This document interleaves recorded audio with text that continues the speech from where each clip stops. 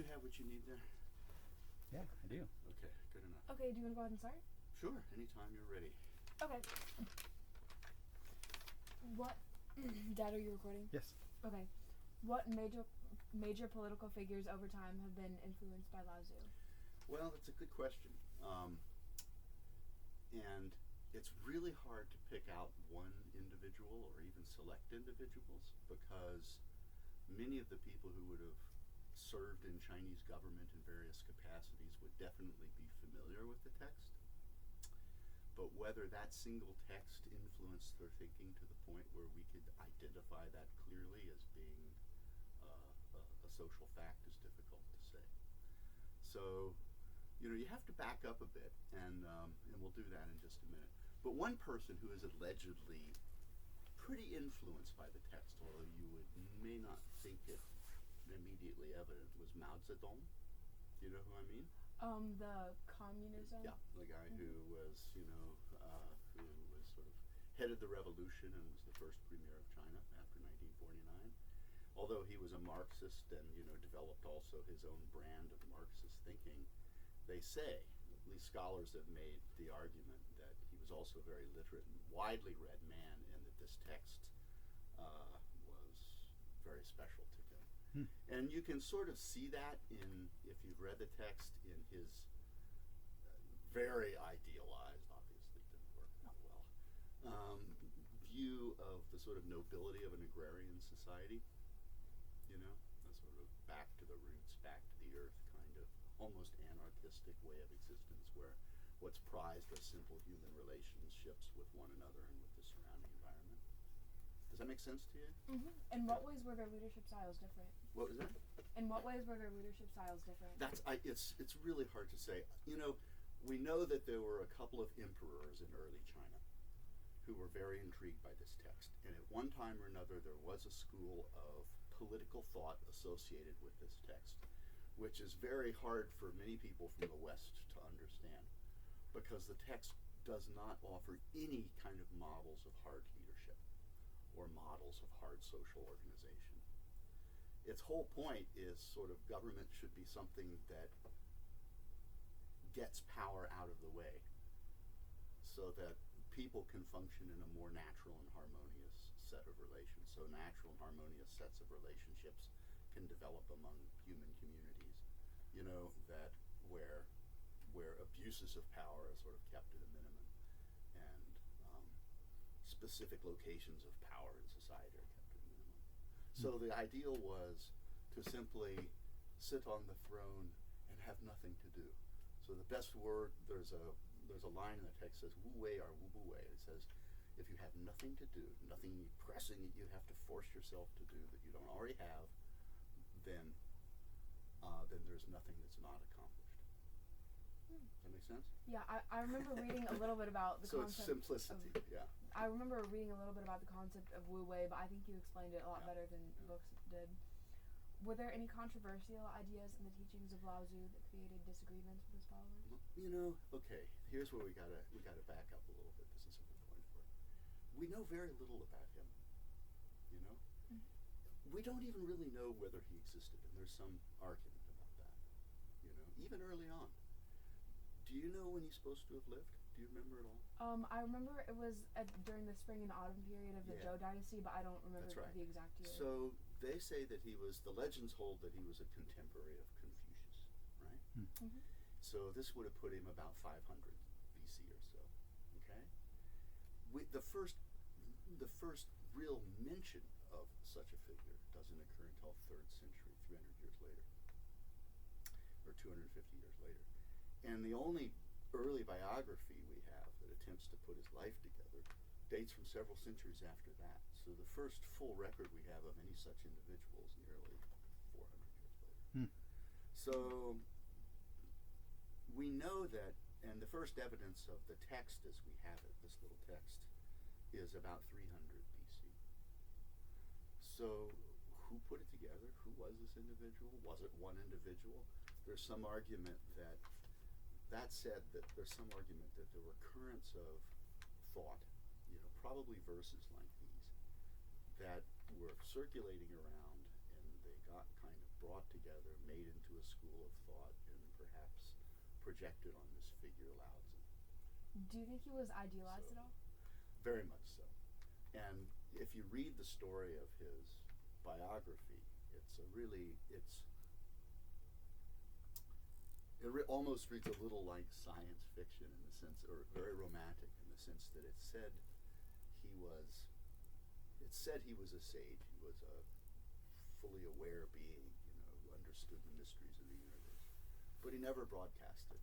He was a very humble person who never went around claiming anything for himself, any such powers of understanding for himself. And he worked as an archivist in the Zhou court, okay, in the Spring and Autumn period. And as things were beginning to decline, he could see the writing on the wall, and he decided it was time to depart. Now, it's part of that story includes, and this is the oldest part, says that at one time Confucius heard about his legendary abilities. The word was spreading, and he went to see him, and he came away deeply impressed. But that's all the story says. So at one point it said Lao-tzu decided that it was time to leave China, that things were falling apart, nothing could be done about the situation, it couldn't be reversed. And he was going to leave China without saying a word, without leaving a text, without leaving anything whatsoever. And he got to the Western Pass, where there would be something equivalent to a sort of inspection or custom statement, and he started to leave, and the keeper of the pass was a very pious, devout individual and recognized special qualities of Lao-tzu. So he pushed him to leave behind some words. So Lao-tzu composed this text and gave it to him. And so, again, it's this theme that Lao-tzu would have never claimed anything for himself. Lao-tzu, in other words, as the story has it, never set out to establish a school, or a tradition in his name, so that it's others that sort of recognized qualities in him and sought teachings from him, that those teachings came to be. So that sets a sort of model for this tradition. Does that make sense to you? Mm-hmm. And there are controversies that develop. If you read this text, there are a lot of political implications in it, but what it's really talking about is the Tao, right? D-A-O, Tao. And that's the way. And the way for people in ancient China is something equivalent to, everybody had used the word, everybody thought in these terms, that there's a cosmic order to existence. There's a cosmic pattern or regularity to existence that runs through our very bodies and the world around us. And it's evident in the seasons, it's evidence in things growing and producing fruit and then declining, on which everything depends. And if you live in harmony with that hidden order of things, everything will prosper. If you go against it, it's disaster. So this book is all about how to attune oneself to the Tao and let the Tao run the world rather than interfering in imposing our own artificial order on things. So there's a big difference between what they call naturalness or spontaneity, which is action and attune to the Tao, and artificiality. And that's stuff that's generated out of human desires. So how would you translate that into a political philosophy? Do you see what I mean? Yeah. But there were literally emperors who thought that should be the basic concept of ruling an empire. And some tried to do it, but they didn't get very far. Can you give me examples of some of those emperors? Well, there was an emperor, Emperor I in the Han Dynasty. He was the second emperor of the Han Dynasty, and he was much taken with this school of thought and just thought the world should be a very simple place, and he would rule by naturalness and non-action. But his reign lasted about 10 years, and he was deposed. So, and there are some people who take this thinking about the Tao and this idea of returning to the Tao and treat it more as a guide to life or a guide to social relations and ecological relations with the world. And there's some people who turn it into a really mysterious practice where if you attach arts of meditation to it, where if you pursue those techniques to their full, you can almost become a transcendent being, something like an immortal of sorts. So you could see that that's a kind of parting of the ways. You know, you could see where those are very different trajectories in some senses. You know, so that may answer your question. But it's been around a long time, and you know who this has influenced most recently is a lot of ecological thinking, deep ecology they call it in the West, especially. A guy named Arnie Ness is a person who's I think very influenced by this. But since the '80s, there's been there have been a lot of scholarship written on ecological concerns, you know, that have that's kind of taken inspiration from this little text. Yeah. What people and events during Lao-tzu's time shaped his way of thinking? It was. Do you know anything about the times? I know a little bit about the wars between the. It was bad. Yeah. I mean, first of all, there was. Are you warm enough? Because I opened this window back here. Oh yeah, I'm This fine. It was called. It's also called the Warring States period. It's a period which Warring States come a little bit later. He was right on the cusp of it, but all the characteristics of the Warring States were pretty much there at his time. If he was alive at that time, there had been a lot of technological advancements. So iron was being used for the first time, which allowed a lot more produce, a lot more wealth, and allowed a lot more powerful and effective weapons. Military strategies and techniques had changed. The old bonds of blood that had tied the Zhou dynasty ruling house together were breaking down. So there were all these states that were beginning to war with one another. So it was devastating, especially for the populace. And people perceived it that way. So this period of the Warring States is also called the period of the 100 philosophers because, you know, just as often happens, it was such a troubled time. It prompted a lot of thinking. How do you put the world back together, and where have things gone wrong? So that's, you know, he's reacting to other people, and if you can detect in this book that there's probably some criticisms of Confucianism. You know. How did Lao-tzu affect political theory over the years? That's really hard to say. I don't know if we could really point to any direct way, you know? But as I mentioned earlier, a lot of people, most educated Chinese will be familiar with these texts, you know? Even though it might not be front and center in their way of thinking. And so being familiar with it, you know, you could imagine instances where its ideas come up, you know, and it affects the way people think about things. But I don't think there's any overt way. Maybe, again, and you might have to research this, but maybe, you know, there's a more tangible presence in Mao Zedong's thought. You know, that's possible. There are now a number I am told, and I can't verify this directly, but my friends who are specialists in Taoism, Taoist history, tell me that the text is very popular among many Beijing University students in China. This is a top-ranked university who now call themselves philosophical Taoists when there was no such idea, no such term before. But you know, they're very taken with the text as a sort of guide to present-day life. Maybe it influences the democracy to some extent in China. Okay, what you said just answered my next question, so I'm gonna skip it. Okay. Did anyone oppose Taoism?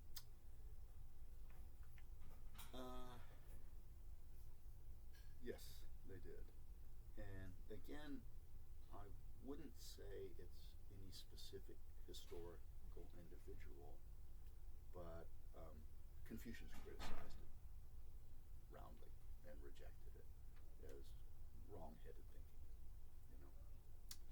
So, do you know much about Confucius or Confucianism? I know a little bit. I researched a little bit into Confucianism Yeah. just to get an alternate point of view for this. Yeah. But, yeah.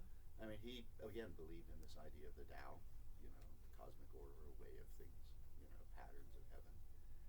And he believed that human beings, you know, shouldn't herd with birds and beasts, but that human beings, you know, are social individuals that find their greatest fulfillment in those everyday, ordinary social interactions and relations, beginning with family and then spreading out, you know, in concentric circles to different levels of involvement. And he believed that key to all of those interactions are specific roles that individuals should play: men, women, fathers, mothers, siblings, rulers and subjects, and that there should be specific morals and rituals that guide those interactions, and that is patterned on the Tao. So he advocated fairly rigid sets of ritual and social obligations and values and roles, which Lao-tzu roundly criticized as unnatural and artificial. But Confucius would argue, his school would argue back, that this is stuff come from the inspired sages of the past, and this is modeled on the Tao. So there's a line in Lao-tzu. Let me see if I can, well, that's all right. There's a line in Lao-tzu where he says, as soon as you set up, filial piety, righteousness, loyalty as the values of the realm and something to be cherished, then you've destroyed them. Because people are going to seek them for personal gain and not really just as values in and of themselves. Did legalists view Taoism the same way? That's a great question. What do you know about the legalists?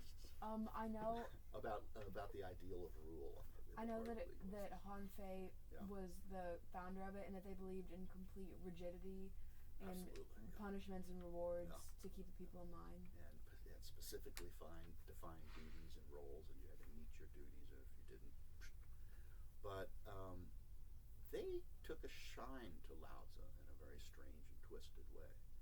And that was to set up a bureaucracy that would function so that the ruler could disappear and never be put on the block, so that you could never pin anything on the ruler. The ruler sat up above everything, so the ruler sort of created a bureaucracy that ran like the Tao and then let it all serve his interests. Do you see what I mean? Yeah. So you couldn't ever criticize the ruler for anything, and the ruler never had the responsibility. Everything ran like a mechanism, like a watch. And so they thought Lao-tzu's idea was a good one in that sense, but that's not. We don't think that's what Lao-tzu meant. Yeah. So nice question. I feel like everything else I have on there you've already answered. That's fine. I really appreciate you taking time out of your day to meet with me. Well, you've come a long way, so feel free to ask whatever you like. You don't have to rush out of here from my time. I put the time aside for you. So what? Tell me about this course. Is this a course you're doing? It's in freshman year. Mm-hmm. I'll be darned. Well, it's a project. It's how a project does it run? class. Tell me about that. It's called National History Day, and what you do is they have a theme each year. And this year it's leadership and legacy, and you have to find a historical topic about it, and you can either present a paper, a performance, an exhibit, a documentary, or a website on it. And then whoever wins can go to state, and then whoever wins state can go to nationals, and you get to meet the president and do a bunch of different things with that. And then there's a bunch of scholarships that also come with it. That's wonderful. So you sort of looked around and settled on Lao-tzu as a topic. Mm-hmm. So when did you first encounter his name or information about it? 6th grade social studies. Really? That's a different time, let me tell you. That's fascinating. Wow. What a great school system, my God. Well, she's got a great curiosity that just leads her down these different routes. Sure. Yeah. And she didn't want to do the boilerplate template that most people do. She wanted to find something unique. There's a lot of interesting material that people have written. You could probably, it may not be so hard for you to follow, the different ways. One of the fascinating questions people ask is how the image of Lao-tzu changes over time. Yeah, historically. I have that on here. I felt like you had already answered it, and I didn't want to ask it. He's viewed differently, and different legends are attached to him and so forth. There are now he's a favorite among a lot of contemporary Chinese painters. If you go online and you go on Google Images, and just Google Lao-tzu and see what comes up, you'll see a lot of different interesting representations of him. No, he was one of my favorites. I'd never heard of him until I got to college, and then I was in a course, sort of introduction to East Asian thought, and this text was one of the required textbooks. What the working class in China? Do they also have a similar influence from him, like the educated population does, or not so much? So much of it. I would say yes and no. I mean, so much of it depends on literacy to begin with. Yeah, you know, sure. access to the text. Sure. But it's amazing how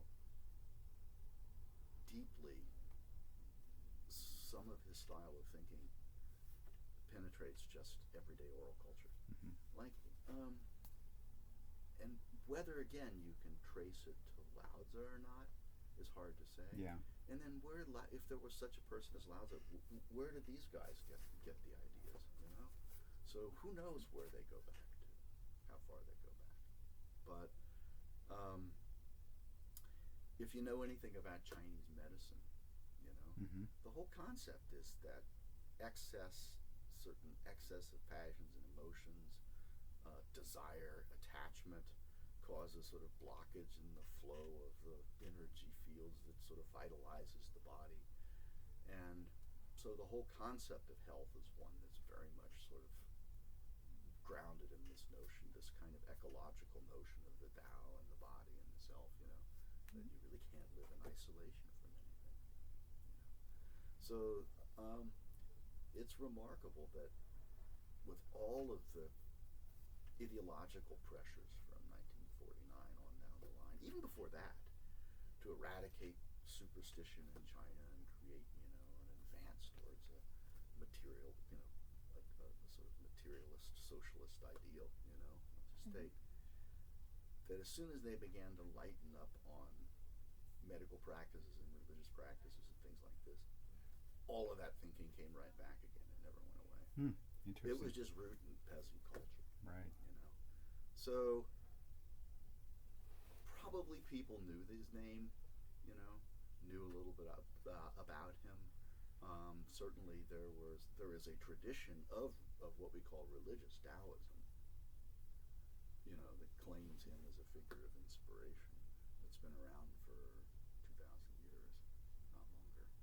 So there's still Taoist teachers and masters out there who are teaching all kinds of spiritual arts that claim some kind of, you know, a legacy attached to Lao-tzu and his style of thinking. And a lot of this stuff just, you know, has been present in villages and towns in people's lives for a long time. And under the pressure of the Cultural Revolution, it all went underground. You know, we know now a lot of it went behind closed doors and, you know, just remained part of communities. They just didn't let people know about it. And now it just sort of starts to come back again. So it's good stuff. Actually, if you want, you know, I have your email, but I was just thinking of this on the way over. When I teach this material in classes, I created a couple of exercises, which is to take one or two of my favorite passages from the text and lay them out in Chinese, give you the pronunciation of each character, give you a translation for each character, an explanation of key words, and then encourage students to try to translate it. You know, in other words, to try to read it and make sense out of the passage. Yeah. So if you'd be interested in that, I'll send it Yeah, I along to would. you. It's pretty cool. It's a lot of fun. In fact, it was teachers did that in college, and that's one of the things that got me really interested in this whole field. So Excellent. That kind of stuff you're doing. Thank Then you can go take Chinese.